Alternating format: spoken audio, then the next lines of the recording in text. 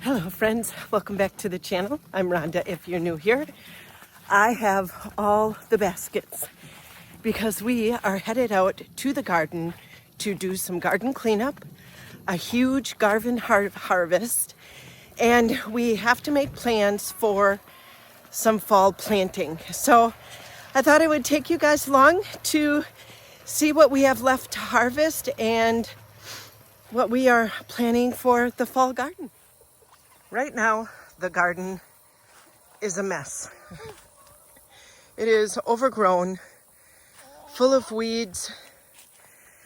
This is all weeds and sweet potato vine that has grown in from my sweet potatoes, and my onions are over here, so those will have to get somewhat harvested.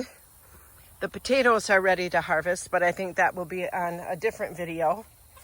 These cucumbers, I don't think are producing much anymore, so those will get pulled. We will harvest tomatoes. These cucumbers gotta go. I think there are beets and carrots in here that need to be harvested. I already harvested broccoli and cauliflower, but some of the broccoli is starting to grow like little side broccolis. So I will just pick those, and then these plants will get pulled because we need to plant garlic. These cucumbers will go, and in their place we will put garlic, more carrots, beets, like all the fall plantings. We have tons of tomatoes. We have a crap ton of dill. Look at all that dill. So I will pick some of that. We will freeze dry some. We will let some go to seed. And what else? Oh, look at the marigolds. How big the marigolds have gotten. There are some peas. Those need to be done. There are beans. I have picked, I don't even know how many times, 4, 5, 6 times off these beans, and they just keep coming. The okra is huge, so I don't know how big okra can get before it's not good. So we'll pick a bunch of the okra and probably give some to the chickens. See, look at how big that one is. This is only my second time growing okra, so I'm not sure. The flowers are beautiful though. Oh, it's not open, but the flowers are gorgeous. So I think we're just going to walk around, harvest a bunch of stuff, and then we will start cleaning beds to get ready for the fall harvest. I have some purple cabbages down here that I haven't checked on in a minute, so I don't know how they're doing. Over here and see. Oh, they're harvesting, or they're making little heads. Look at that. Look at that one. Oh, that's beautiful. So I will leave those go. This little one on the end isn't doing so good. It's trying though. So I guess, yeah, we're just gonna harvest a bunch and clean up a bunch because whew, she looks like a jungle.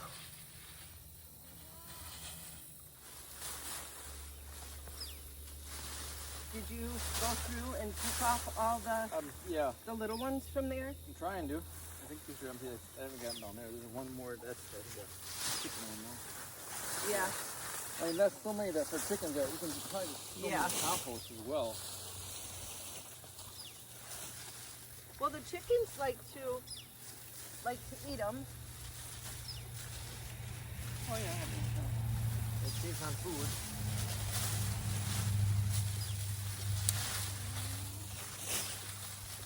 I should have the cart right here and store it in the cart. Look at this big guy.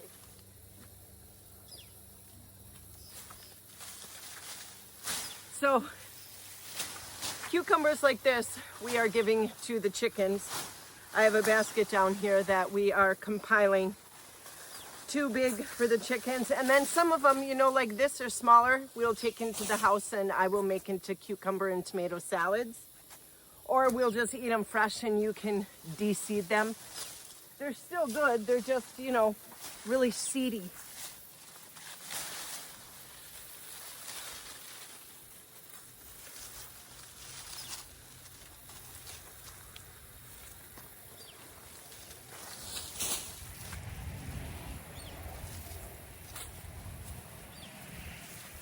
But the little ones, let me show you. Like little ones like this, I will keep, and we'll make like bread and butter, spicy bread and butter pickles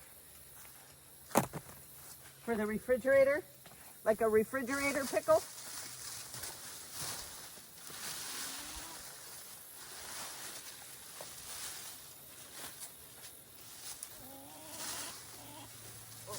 On your side.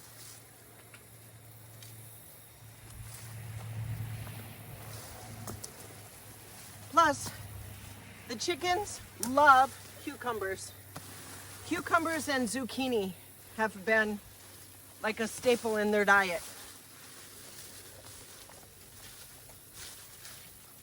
And then we'll just take all of this cucumber plant and compost it, put it on the compost pile.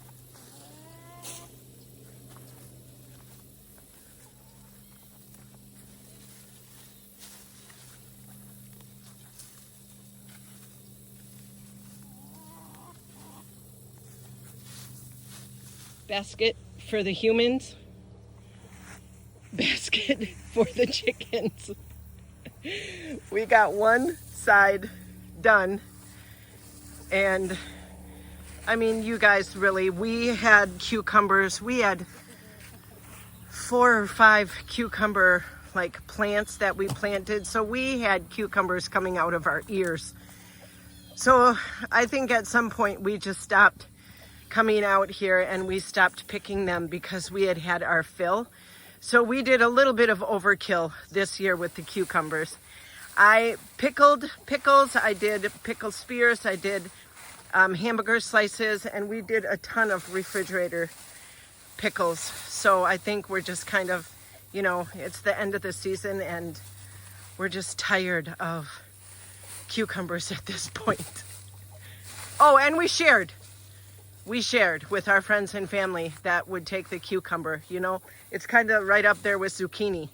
You share so much, they just, after a while, say no thank you.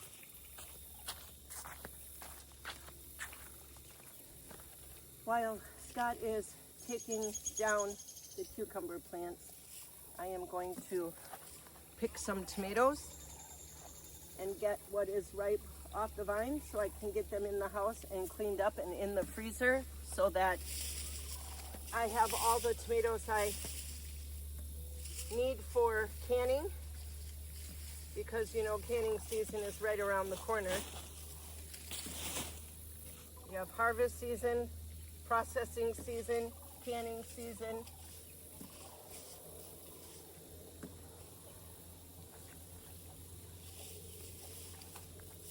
And these tomatoes are ripe. Oh, let me bring you in and show you this beautiful vine. Look, let me see if I can get it up without any of the tomatoes falling off. Look at that beautiful vine of tomatoes. Look at the different colors, how it ripens. Super ripe, and then it just kind of goes down. Isn't that beautiful?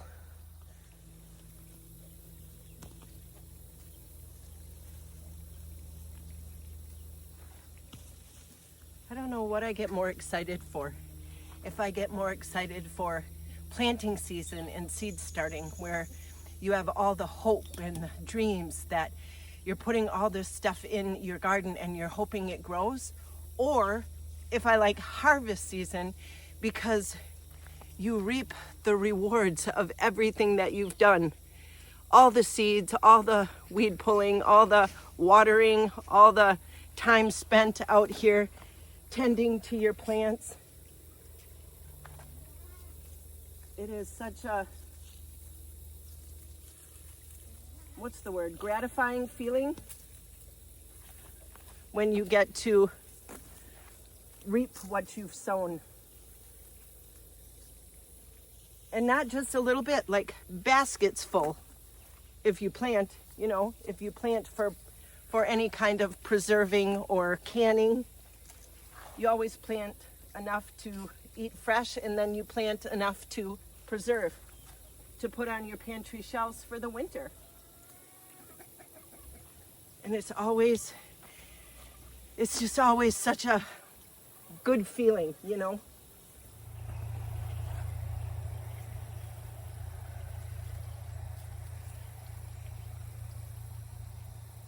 You guys are probably wondering why I have on a long sleeve shirt, because it's like 84 degrees out.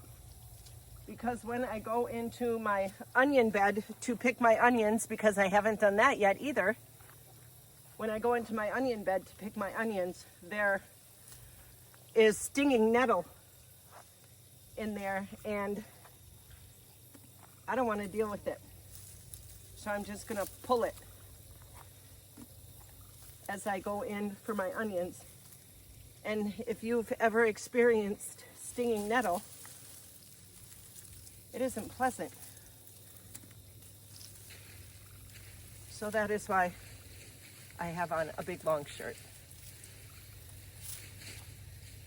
Not because it's cold out. It's because we've neglected our garden. We've been busy. We've been doing all the things. So, it's a give and take game. Something has to give and something has to take. So the garden was easy to just ignore for a couple of weeks. But now, of course, we're paying the consequences. I think it's going to be time to pull the jalapenos pretty quick here. I have a lot of red ones, and those are super spicy. When a jalapeno gets red like this, or it gets red and then it has like the crackling on it. Woo, those puppies are hot. I made some cowboy candy with some of those, and let me tell you what, they burn your mouth. I mean, it's nice because cowboy candy is like sweet, so it balances out the spicy, but you definitely need like a carrier food, like a cracker or some cream cheese. You can't just eat it out of the jar because it'll get you. And I didn't do it on purpose. I did it with the jalapenos I came out and picked that I left on the vine.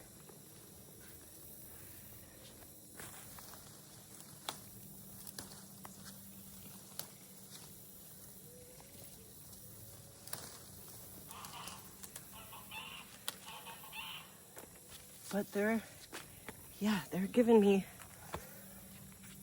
a lot of jalapenos here. I might need a bigger basket. And I only have 1, 2, 3, 4, 5. I have 5 plants. One year, right before we bought this property, right before we found it, we were over at the other homestead, and I planted 42. I planted 42 jalapeno plants, and we made cowboy candy and relish. We were swimming in jalapeno peppers. It was so awesome. And I gave it away as gifts. My family, my baby sister loves spicy, so I gave her some for Christmas. And then, you know, friends and family that like it spicy, we shared with them. My girlfriend came over and we made a bunch of cowboy candy and she took it home. My cousin likes cowboy candy, so I brought a bunch of jalapeno peppers to her. So it was a good year of planting and sharing, you know. Because that's why you know, that's part of why you have a garden. Because what you grow and you can't eat, you get to share. That's part of the fun. All right, I think I'm done. And look at that. I got a whole, whoops, where'd it go? I got a whole basket filled with jalapenos. Okay, you guys. I went and I braved where the onions were. And it was not pretty. This, I would say, probably, this is my biggest onion. To which, when you grow onions, they're finicky. They need a lot of water. They like to have fertilizer. Like, growing onions is a process. So what I've learned, I will from now on grow onions in a raised bed so I can control the environment. I can control the watering, I can control the fertilizer, and I can control the weeds. However, we're ending this on a good note because normally my onions are like this. They're like the size of a golf ball. So I grew this and I am pretty proud of it. And then my next one is like this. So A for effort, and I am on my way up. Like, I grew a decent sized onion, and for me, that is progress. So I will just chop all of these up. I have 1, 2, 3, 4, 5, 6, 7, 8, 9, 10, 11 onions, and I think I planted 15. I have 11 onions. I will chop them up and I will put them in the freezer and I will use them. So it's kind of a win, you guys. Like, I got onions. Not very big ones, but you know what? I'm proud of them. So you people that grow onions, give me some tips and tricks in comments. So Scott is going to cut off all the little broccolis. Once we cut off the big head of broccoli, these little ones started to grow. So we're gonna clip those little ones. Whoops, sorry, babe. See? And I'll put them in the freezer. And then we can get rid of all the stuff in this area here. And we will put, I think, probably garlic. Yeah, we have to put in, we want to do some wheat for next year and garlic for sure we got to get in this fall yet. So yeah. And we have, my dad's got some more winter onion, or the walking, or whatever they're called. The Egyptian walking onion, yeah. And then I want to show you guys, we have, this plant is so wonky, but look at what it's growing. Tiny, tiny little Brussels sprouts. Now, I think they're supposed to be bigger, but I think because of the warmth, let me show you. Oh, I can't pick it off. Because it's so warm out, they're starting to open up. So we'll have to prop them up and give them some water to make sure that they grow. Like this one over here. He's got tiny little babies starting to form.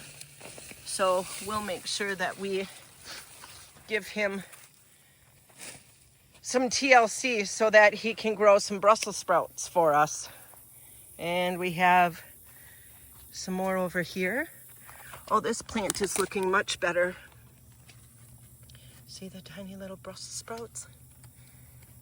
It's probably just from heat and then from lack of water because we haven't been out here much tending to the garden. So they just need a little TLC. Look at that puppy. Holy cow.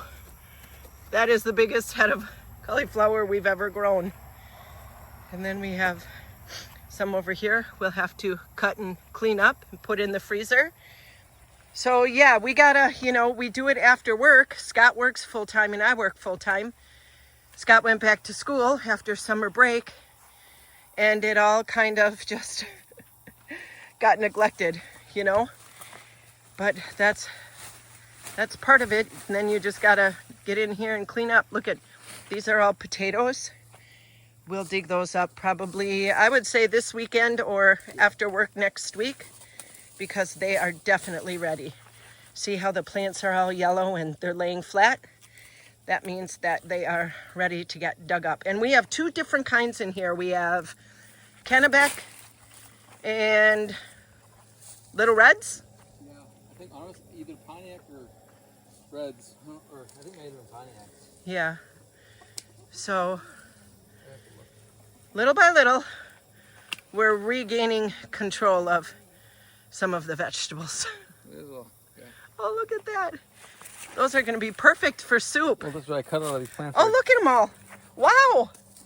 Yeah. That's a bunch. After you harvest that first head, it produces quite a few more. Oh, nice. Those are going to go in the freezer for And we could probably, if we really wanted to, we could leave these on for, because these are our cold plant. They like the colder weather, so they're still producing. But we just gotta wrap things up because it's time. Look at my crazy field of butternut squash and watermelon. I know there's more. There's like 2 more big watermelons in this patch somewhere. Oh, look, there's a little baby one. But the butternut squash took over, you guys. I think this was only like 2 or 3 plants. They still have flowers. 2 or 3 plants of butternut squash, and they grew, and they grew, and they grew, and they just kept growing. Look at, there's my sweet potato vines coming out. Yeah, there's just squash all over in this little area, and weeds, of course. But that is where right there is where my sweet potatoes are. And they're growing way out here. See, look, there's a vine. So, fingers crossed, I got some sweet potatoes because they are just growing wild. Mixing in with the butternut squash. I got some really big ones too. So that's fun. And look at the size of this sucker. Oh my gosh, this is what happens. 2 days ago it was tiny. I come out here tonight and it's huge. There are the little babies. Hang on, let me put the zucchini down so I can zoom in. There are the latest little babies that hatched. They're like teenagers now. And the teenagers are here. Let me get in here. Oh. Let me open the door. Oh, they're gonna skedaddle. And then the real teenagers are right there. Those are the ones that we went to Tractor Supply and got for Ivy. The rooster is right there. See him? Right. Where's my finger? He's right there. He is the very first chicken that was hatched from an egg on this farm from Roy and one of the other chickens. He was the very first one. The daycare kids named him Boomba. He's all black. And then the littles that were the second batch that got hatched are over here. We had 5. Here, let me zoom out. We had 5 and two got out, and I think the cat's got him. He's under there somewhere. He isn't going to move. There's Roy. Hello, Roy. Oh, he is going through the molt so bad. Oh my gosh, you guys, he looks miserable. But the girls aren't doing too bad. The girls are doing pretty good. usually Julie, right there is Julie. Normally she gets it really bad. She got it horrible last year. She looked like I plucked her. This year, she's doing pretty good. But yeah, they're all, Roy, don't even think about it. Sometimes he'll charge me. Oh, see, there's one of the littles, or two of the littles. See him right there? Well, the other one is right there behind that black and white chicken. All right, back to work. So this is what we got so far. I picked 4 beets. There's a ton more with some carrots, but I want to make a beet salad, and beets don't keep very long. So Scott said only pick 4. So I picked 4. I have red ones and golden. And then there is my onion harvest. I'm proud of it. And then a bunch of jalapenos, a basket full of tomatoes. We got some broccoli, a kohlrabi, 2 heads of cauliflower, a massive zucchini, half a basket of cucumbers, and then the chickens' cucumbers. And they will go through this. I bet you by next week, they will be through all of these cucumbers. Well, you guys, that's it for today's video. Thanks for hanging out with us in the garden. This is probably our biggest harvest so far this year. We just want to say thanks for following along. Thanks for commenting. Thanks for supporting us. And we hope to see you in the next video. Bye, friends. Bye.